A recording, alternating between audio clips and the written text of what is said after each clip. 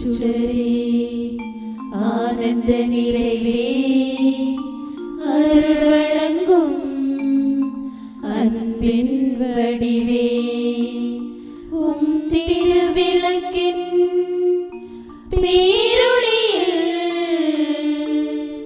M சிறு விளக்கையும் ஏற்றுக்கொள்வாய்.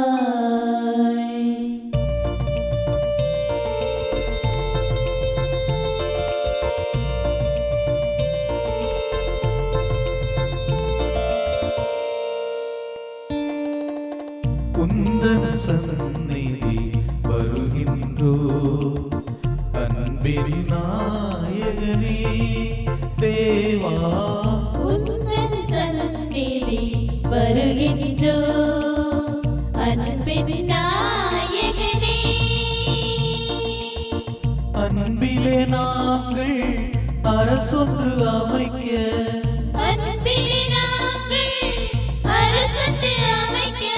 ஆதாரம் நீயே அருள் புரிவாய். உந்தன் சந்நிதி வருகின்றோ அன்பின் நாயகனே.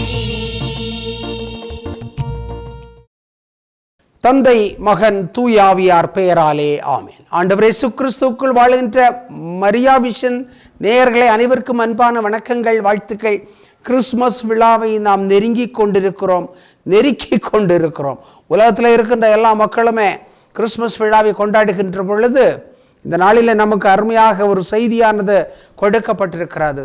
திருவருகை காலத்தினுடைய 4வது ஞாயிற்றுக்கிழமை அருமையான ஒரு இறை வார்த்தையானது லூக்கா நற்செய்தி பிரிவு 1:26-38 வரை உள்ள இறை வார்த்தைகளாக இருக்கின்றன. லூக்கா நற்செய்தி பிரிவு 1:26-38 வரை உள்ள இறை வார்த்தையை உங்களுக்கு வாசிக்கின்ற, அதைத் தொடர்ந்து இறை வார்த்தையினுடைய சிந்தனைகள், அதைத் தொடர்ந்து இறை வார்த்தையின் அடிப்படையில் ஜெபம் நாம் அனைவருக்காக நாம் ஜெபிக்க இருக்கின்றோம். இறை வார்த்தையை எடுக்க வாய்ப்புள்ளவர்கள் எடுத்து வாசிக்க வேண்டும் என்று அன்போடு கேட்டுக்கொள்கிறேன். 6ஆம் மாதத்தில் கபிரியேல் என்னும் வானக தூதரை கடவுள் கலிலேயாவில் உள்ள நாசரேத்து என ஊரில் இருந்த ஒரு கன்னிகையிடம் அனுப்பினார். அவர் தாவீது குடும்பத்தினராகிய யோசேப்பு என்னும் பெயருடைய ஒருவருக்கு மன ஒப்பந்தம் ஆனவர். அவர் பெயர் மரியா. வானதூதர் மரியாவுக்கு தோன்றி அருள்மிக பெற்றவரை வாழ்க, ஆண்டவர் உம்மோடு இருக்கிறார் என்றார். வார்த்தைகளை கேட்டு அவர் கலங்கி இந்த வாழ்த்து எத்தகையதோ என்று எண்ணிக்கொண்டிருந்தார். வானக தூதர் அவரை பார்த்து, மரியா அஞ்ச வேண்டாம், கடவுளின் அருளை கண்டடைந்துள்ளீர். இதோ கருவுற்று ஒரு மகனை பெறுவீர், அவருக்கு இயேசு என்னும் பெயரிடுவீர்.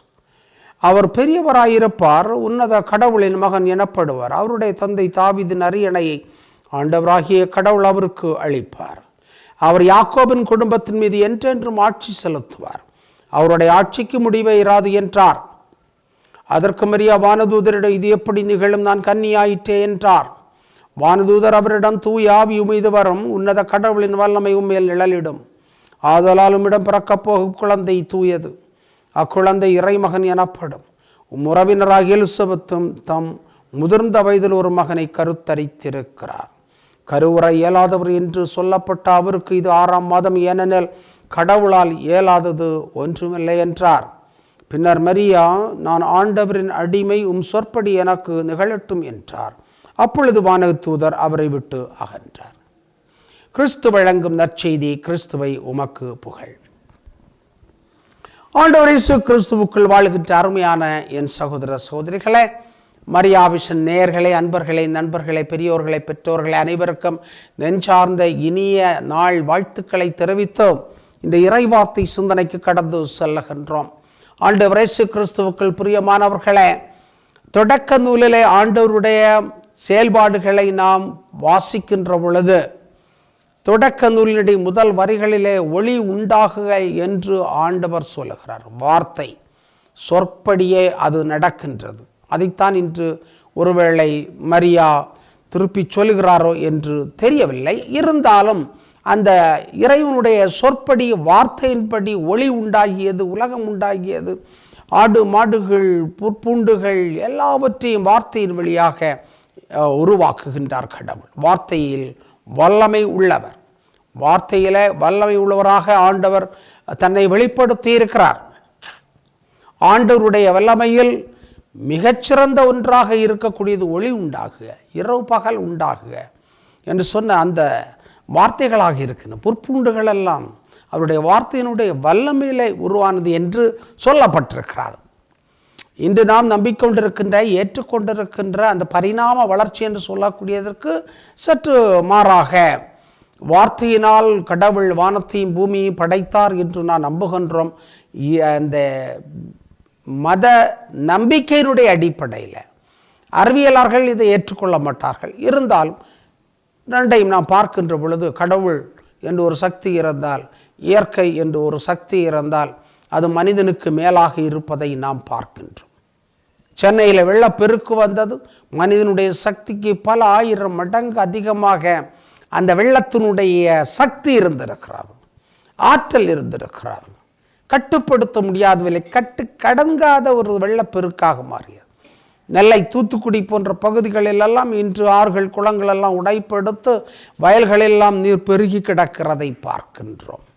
அவ்வாறு பார்க்கின்ற பொழுது மனிதனுடைய கட்டுப்பாட்டுக்கு மேலாக, மனிதனுடைய சக்திக்கு மேலாக, மனிதனுடைய ஆற்றலுக்கும் திறமைக்கும் மேலாக, மனிதனுடைய அறிவுக்கும் மேலாக அந்த வான மேகங்கள் கரு மேகங்களாகி உடைத்து அதை வெள்ளப்பெருக்காக மாற்றி இருப்பதை பார்க்கிறோம். மனிதனுடைய திட்டங்கள், மனிதனுடைய சட்டங்கள், மனிதனுடைய ஒழுங்குமுறைகள் எல்லாமே உடைத்து எறியக்கூடியதை நாம் பார்க்கின்றோம். எனவே இன்று பள்ளத்தாக்குகளிலே, சேரிகளிலே வீடுகளை கட்டியவர்கள் எல்லாம் இன்று தத்தளித்து கொண்டிருக்கிறார்கள். வெள்ளம் தத்தளிக்கவில்லை, மனிதர்கள் தத்தளிக்கின்றார்கள். காரணம், வெள்ளத்தினுடைய தன்மையை, ஓட்டத்தை, அதனுடைய இடத்தை, அதனுடைய புகலிடத்தை, அதனுடைய தன்மைகளை பற்றி அறியாத மனிதகுலமாக இன்றும் இருந்து கொண்டிருப்பதை பார்க்கிறோம். முன்னால் இருந்த ஆட்சியாளர்கள் எல்லாம் இதை ஒழுங்குபடுத்த வேண்டும் என்பதற்காக நிறைய அணைக்கட்டுகளை கட்டினார்கள், தண்ணீரை தேக்கினார்கள், மின்சாரத்தை உருவாக்கினார்கள், வாய்க்கால்கள் கட்டினார்கள் என்றெல்லாம் பார்க்கின்றோம்.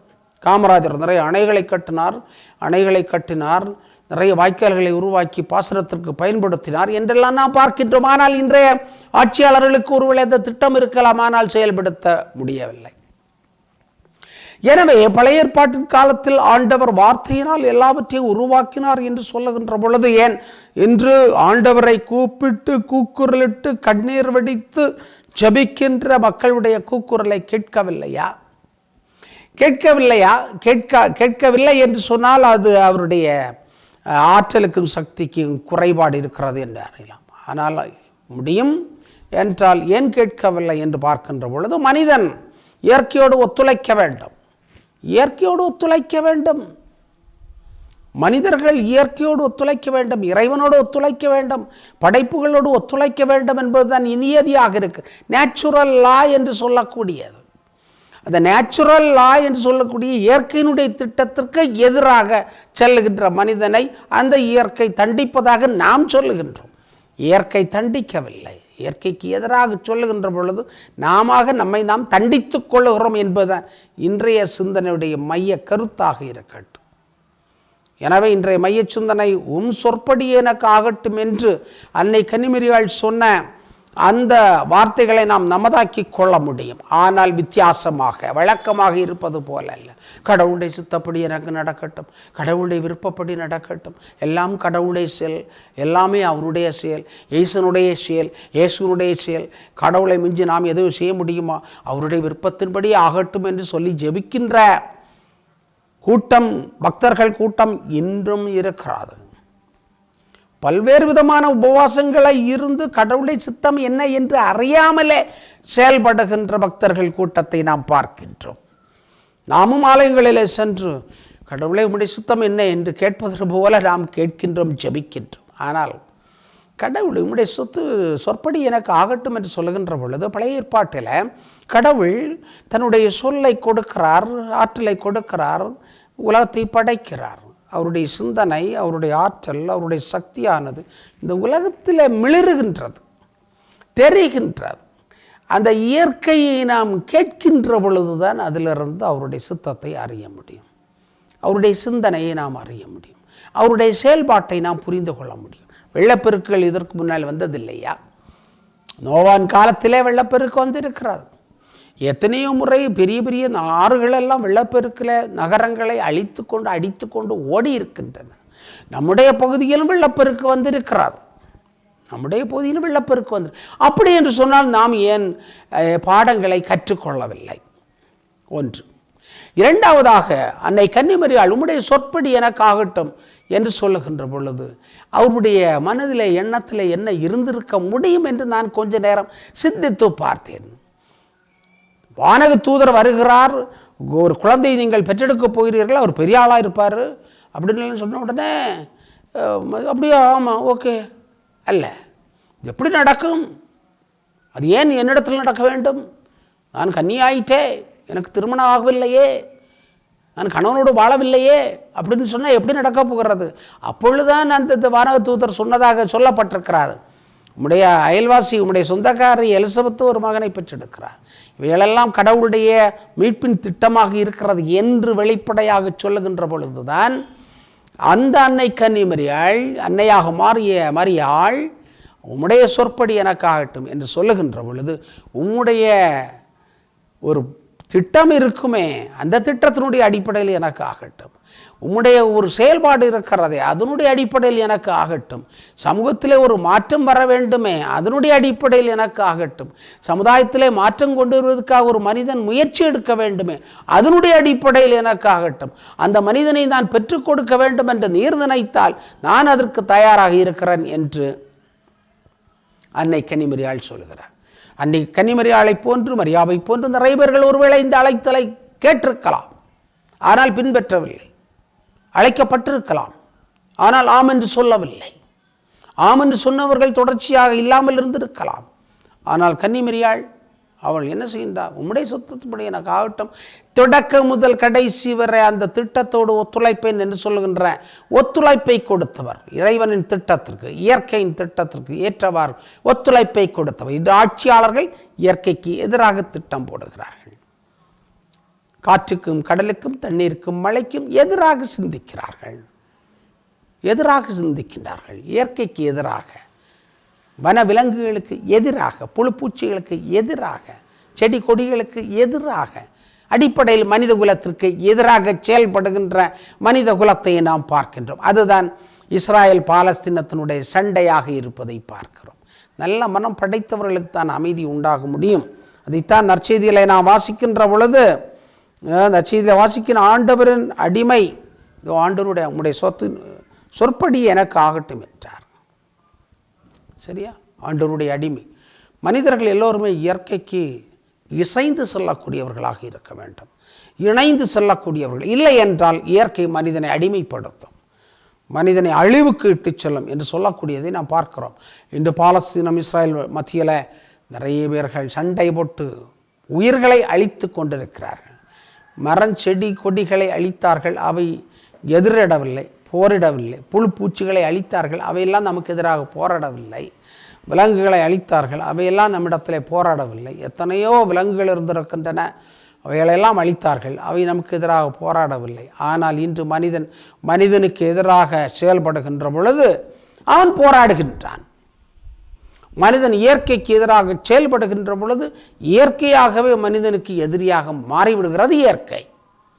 எனவே பாலஸ்தீனத்தில் இன்று குழந்தைகள் கொல்லப்படுகிறார்கள் என்றால் மனித குலத்தால் அழிக்கப்படுகின்ற மனிதாபிமானம் அற்ற செயல்பாட்டை பார்க்கிறோம்.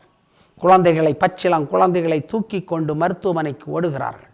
மருத்துவமனைக்கு ஓடுகின்ற பொழுது மருத்துவமனையில் குண்டு போடப்படுகிறார். மருத்துவமனையில் இருக்கின்றவர்கள் செத்து போகின்றார்கள். சிந்தித்து பாருங்கள், மருத்துவமனை என்பது போருக்கு அப்பாற்பட்டது, உயிரை காக்கக்கூடியது, மனிதர்களை பாதுகாக்கக்கூடியது. மருத்துவமனைகளில் தஞ்சம் புகுகின்ற மக்களை கூட விட்டு வைக்காமல் கொண்டு குவித்து கொண்டிருக்கிறது இஸ்ராயல் நாடு. கடவுளால் தேர்ந்து கொள்ளப்பட்டவர்கள் என்று விவிலியத்தில் சொல்லப்பட்டிருக்கிற, எழுதப்பட்டிருக்கிற ஒரு நாடு இஸ்ராயல் நாடு. கடவுளுடைய மக்கள் என்று தங்களை அழைத்து கொள்கிறார்கள். ஆனால் கடவுளுடைய சித்தத்திற்கு எதிராக செயல்படுகின்ற துரோகிகளாக, எதிரிகளாக, இயற்கைக்கு எதிராக, மனித குலத்தின் உயிருக்கு எதிராக, குழந்தைகளுக்கு எதிராக, பெண்களுக்கு எதிராக, ஒரு நாட்டில் வாழுகின்ற சுதந்திர மனிதர்களுக்கு எதிராக செயல்படுகின்ற இஸ்ராயல் நாட்டை நாம் பார்க்கிறோம். வன்முறைகளை நாம் ஆதரிக்கவில்லை. ஆனால் வன்முறைகளை கையெடுக்கின்ற விதத்தில் இஸ்ராயலர்கள் நடந்து கொண்டிருக்கிறார்கள். பாலஸ்தீன நாட்டை ஆக்கிரமித்து அதை அடிமையாக்கி, அதனுடைய நிலபுலங்களை எல்லாம் அடிமையாக்கி, மக்களை அடிமையாக்கி கொன்று குவிக்கின்ற ஒரு சூழ்நிலையை இஸ்ராயல் மக்கள் உருவாக்கி இருக்கிறார்கள் என்றால், இஸ்ராயல் மக்கள் கடவுளால் தேர்ந்து கொள்ளப்பட்டவர்களா? அவர்களுக்கு நல்ல மனம் இருக்கிறதா? கடவுளுடைய திட்டப்படி நடக்கிறோம் என்று அவர்கள் சொல்ல முடியுமா? கொன்று குவிக்கின்றவர்கள், இரத்த களரியிலே வாழக்கூடியவர்கள், அவர்களோடு துணை நிற்கின்ற நாடுகள், பண வெறியிலே ஆயுதங்களை விற்று நாடுகளுக்கிடையே சண்டை உருவாக்கி கொண்டிருக்கின்ற அமெரிக்கா போன்ற நாடுகள், அமெரிக்க நாட்டினுடைய விருது வாக்கிலே ஒன்று, இன் காட் வி ட்ரஸ்ட். அதில் பொய். இன் காட் வி ட்ரஸ்ட் அமெரிக்க கொடியில் எழுதப்பட்டிருக்கும், அதில் நாணயத்தில் எழுதப்பட்டிருக்கும், இன் காட் வி ட்ரஸ்ட். அவன் கடவுளை நம்புகின்றான்? இல்லை, ஆயுதங்களை நம்புகின்றான். ஆயுதங்களால் வருகின்ற பணத்தை நம்புகின்றான். அதனால் வருகின்ற அதனுடைய அதிகாரத்தை நம்புகின்றான். அதனால் வருகின்ற ஆணவத்தை நம்புகின்றான். நான் தான் பெரிய பாஸ் என்று உலகத்தில் சொல்லிக் கொள்ளுகின்ற ஆணவத்தை நம்புகின்றான். இந்த ஆணவத்தை எல்லாம் கொடுக்கக்கூடியது இந்த நாடோடிகளாக திரிந்த யூதர்கள், அங்கே அமெரிக்காவை சென்று குடியமர்த்தப்பட்டிருக்கின்ற யூதர்கள். யூதர்கள் யூதர்கள் இதை நாம் புரிந்து கொள்ள கடமை. வரலாற்றை வாசிக்க வேண்டும். எனவே யூதர்கள் அறிவுசாலிகளாக இருக்கலாம், அழகானவர்களாக இருக்கலாம், புத்திசாலிகளாக இருக்கலாம், விஞ்ஞானத்திலே அறிவியலிலே மிகச் சிறந்தவர்களாக இருக்கலாம், கண்டுபிடிப்புகளை கொடுத்தவர்களாக இருக்கலாம், பல நாடுடைய வளர்ச்சிக்கு அடிப்படையானவர்களாக இருந்திருக்கலாம், திட்டம் போட்டு கொடுத்திருக்கலாம். ஆனால் இன்று அவர்களை உலகம் பார்க்கிறது அழிவுக்குரியவன், அழிவின் எடுத்துக்காட்டு, அழிவின் அடையாளம் என்று நாம் பார்க்கின்றோம். எனவே ஆண்டவர் இயேசு கிறிஸ்துவுக்குள் வாழுகின்ற அருமையான சகோதர சகோதரிகளை, அதுபோன்றுதான் நம்முடைய நாட்டிலே நாம் சிந்திக்க வேண்டும். அரசியல் தலைவர்கள் அழிவுக்குரியவர்களாக, அடாவடித்தனங்களுடைய அடையாளமாக, மத வெறிக்கு அடையாளமாக, இனங்களை ஒழிக்கின்றதற்கு அடையாளமாக, ஏமாற்றுவதற்கு அடையாளமாக, பொய் சொல்வதற்கு அடையாளமாக, சமூகத்திற்கு எதிரான அடையாளங்களாக இன்று அரசியல்வாதிகள் நடந்து கொண்டிருப்பதை பார்க்கின்றோம். தமிழ்நாட்டிலாக இருக்கலாம், இந்திய தேசத்திலாக இருக்கலாம். இவர்களை அடையாளம் காண வேண்டும் என்பதுதான் நமக்கு மிக மிக முக்கியமான கருத்தாக இருக்கிறது. எனவே ஆண்டவருடைய சித்தத்தின்படி எனக்கு ஆகட்டும் என்று ஆலயங்களிலே ஆண்டவரே உம்முடைய சித்தத்தின்படி ஆகட்டும் என்று சொல்லுகின்ற பொழுது, ஒன்று தனிப்பட்ட விதத்தில் நாம் பலவீனர்களாக இருக்கிறோம், நம்முடைய பலம் ஒரு அளவுக்கு தான் இருக்கிறது, இனி அதற்கு மேல் கடவுள் பார்த்து கொள்ளட்டும் என்று சொல்லலாம், இயற்கை பார்த்து கொள்ளட்டும் என்று சொல்லலாம். ஆனால் எந்த அளவிற்கு நாம் அன்னையை போன்று, மாதாவை போன்று இயற்கையினுடைய சித்தத்தின்படி எனக்கு ஆகட்டும் என்று சொல்லுகிறோம் என்பதுதான் கேள்விக்குறியாக இருக்கிறது. எனவே கிறிஸ்துமஸ் விழாவை கொண்டாடுவதற்காக தயாரிக்கின்ற உங்கள் அனைவரையும் அன்போடு அழைக்கின்றேன். மாதாவை போன்று, மரியாவை போன்று ஆண்டவருடைய சித்தத்தை அறிகின்றவர்களாக, இயற்கையினுடைய திட்டத்தை அறிகின்றவர்களாக, அறிந்து செயல்படுகின்றவர்களாக, அறிந்து தன்னலத்தை துறந்து செயல்படுகின்றவர்களாக, உயிர்களை நேசிக்கின்றவர்களாக, மானுடத்தை நேசிக்கின்றவர்களாக, மனிதர்களை நேசிக்கின்றவர்களாக, எல்லாரையும் நேசிக்கின்றவர்களாக மாறுவதற்கான ஆற்றலை மருளையும் இன்றைய வழிபாட்டிலே நாம் அன்றாடி கேட்போம். எங்களை எல்லாம் பாசத்தோடு படைத்து பராமரித்து வருகின்ற எங்கள் நல்ல தந்தை இறைவா, மரியா விஷன் சேனலை பார்த்து கொண்டிருக்கிற அன்பின் பிள்ளைகளுக்காக ஜெபிக்கின்றோம். பெற்றோர்களுக்காக, சகோதர சகோதரிகளுக்காக, அருட்சகோதரிகளுக்காக, அருள் பணியாளர்களுக்காக, இளைஞர்களுக்காக, குழந்தைகளுக்காக நாங்கள் ஜெபிக்கின்றோம். பல்வேறு இடங்களிலிருந்து இதை கேட்டுக்கொண்டிருக்கின்ற உடைய அன்பின் பிள்ளைகளுக்காக சிறப்பாக ஜெபிக்கின்றோம். அனைவரையும் ஆசீர்வதித்தருளும். நாங்கள் உம்முடைய திட்டத்தை, இயற்கையினுடைய திட்டத்தை அறிந்து செயல்பட வேண்டிய ஆற்றலை தாரும். உம்முடைய திட்டம் எல்லோரையும் அன்பு செய்வது ஆகும். எல்லோரையும் அன்பு செய்வதற்கான ஆற்றலை தாரும்.